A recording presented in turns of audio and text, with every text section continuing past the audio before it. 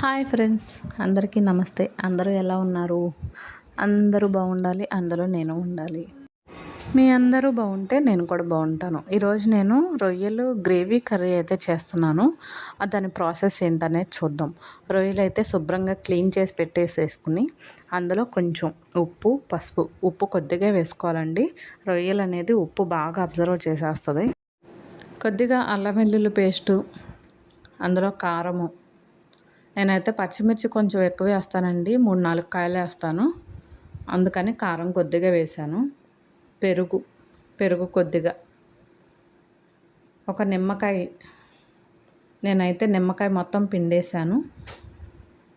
ఏంటంటే రొయ్యలు అనేది చప్పగా లేకుండా ఉంటుంది. మనం ఇలా ముందుగానే కలిపి పెట్టుకుంటే బిర్యానీకి, చికెన్కి ఎలా కలిపి పెట్టుకుంటాం సేమ్ అలా అన్నమాట ప్రాసెస్. అయితే గరం మసాలా అండి అది. కొంచెం నూనె కూడా వేసుకోవాలి. నేనైతే తర్వాత వేసాను, ఓకేనా. నూనె కూడా వేసి కలిపి పక్కన పెట్టుకోవాలండి. ఒక గంట అయినా, మినిమం ఒక గంట అయినా ఉంటే మీకు రొయ్యలు అనేది టేస్ట్ కూడా బాగుంటుంది. అందరూ ఉప్పు, కారం, పులుపు అన్నీ పడతాయి. టేస్ట్ అయితే చాలా బాగుంటుంది. ఒకసారి అయితే ఇలా ట్రై చేయండి. ట్రై చేస్తే తెలుస్తుంది కదా టేస్ట్ ఎలా ఉందనేది. ఫ్రైకి కూడా మనం ఇలా కలిపి పెట్టుకోవచ్చు, బాగుంటుంది. ఫ్రై అయినా ఇలా కలిపేసుకుని చేసేసుకుంటే చాలా బాగుంటుందండి. అదిగోండి ఆయిల్ అయితే వేసాను కదా, ఆయిల్ వేయడం మర్చిపోయాను, అందుకని నేను తర్వాత వేసాను. మీరు ముందే వేసి కలిపి పెట్టుకోండి. నేనైతే ఉల్లిపాయ ఎక్కువ వేయలేదండి, ఎందుకంటే రొయ్యలు అనేది కొంచెం తీపి అనేది అనిపిస్తుంది, చప్పదనం ఉంటుంది కాబట్టి. ఉల్లిపాయ వేస్తే ఇంకొంచెం చప్పదనం వస్తుందని చెప్పి నేనైతే పెద్ద ఉల్లిపాయ తీసుకున్నాను. పచ్చిమిర్చి అయితే 4 పచ్చిమిర్చి తీసుకుని ముక్కలుగా కట్ చేసి కళాయి అయితే పెట్టేసి వేయించేసుకోవాలండి. ఉల్లిపాయలు అయితే నేను చిటికెడు సాల్ట్ ఎప్పుడు వేస్తాను కర్రీస్లో. ఏంటంటే ఉల్లిపాయ అనేది త్వరగా వేగుతుంది అండ్ చప్పదనం కూడా లేకుండా ఉంటుంది. అందులో కొద్దిగా అల్లం వెల్లుల్లి పేస్టు వేసుకుని ఉల్లిపాయ అనేది బ్రౌన్ కలర్ వచ్చేదాకా వేయించుకోవాలండి. ఎందుకంటే టేస్ట్ అయితే అలా వేయించుకుంటే చాలా బాగుంటుంది. ఉల్లిపాయ వైట్గా ఉందనుకోండి, కొంచెం కూర అంతా తీపిగా అనిపించినట్టు ఉంటుంది. ఇంకా రొయ్యలు కూడా వేసేసుకుని రొయ్యలు కూడా మగ్గనిచ్చుకోవాలి. బాగా ఉడికిపోతాయండి చక్కగా.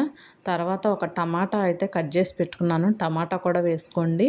టమాటా మీ ఇష్టం అండి, మీ ఆప్షనల్. టమాటా అనేది నేను గ్రేవీ కోసం అనేది వేసుకున్నాను. గుజ్జుగా కూడా వేసుకోవచ్చు. గుజ్జుగా కూడా వేసుకుంటే చాలా బాగుంటుంది, గ్రేవీ ఎక్కువ వస్తుంది. నేనైతే టమాటా పీసెస్గా కట్ చేసి వేసాను.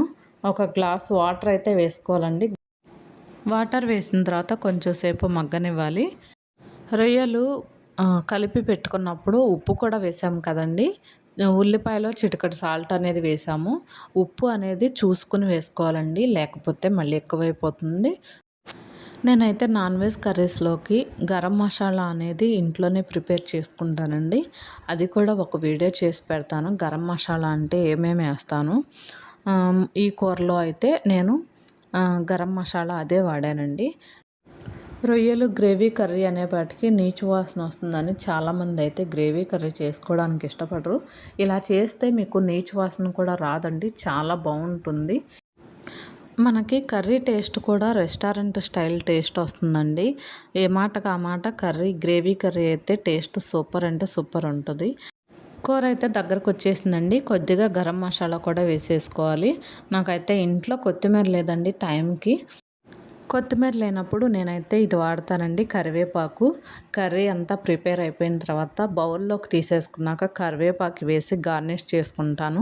స్మెల్ అయితే చాలా బాగుంటుంది, టేస్ట్ కూడా బాగుంటుందండి. కొత్తిమీర లేకపోతే ఇలా కరివేపాకు వేసుకోండి. చికెన్ ఫ్రై అయినా కానీ, చికెన్ కర్రీస్ ఏదైనా కానీ ఇలా అయితే చాలా బాగుంటుంది. మీరు కూడా కర్రీ ట్రై చేసి ఒకసారి ఎలా కుదిరిందో కామెంట్ చేసి చెప్పండి. నావి మరిన్ని వీడియోస్ కోసం నా ఛానల్ని సబ్స్క్రైబ్ చేసుకుని నా వీడియోకి ఒక చిన్న లైక్ అయితే ఇచ్చేసేయండి మరి.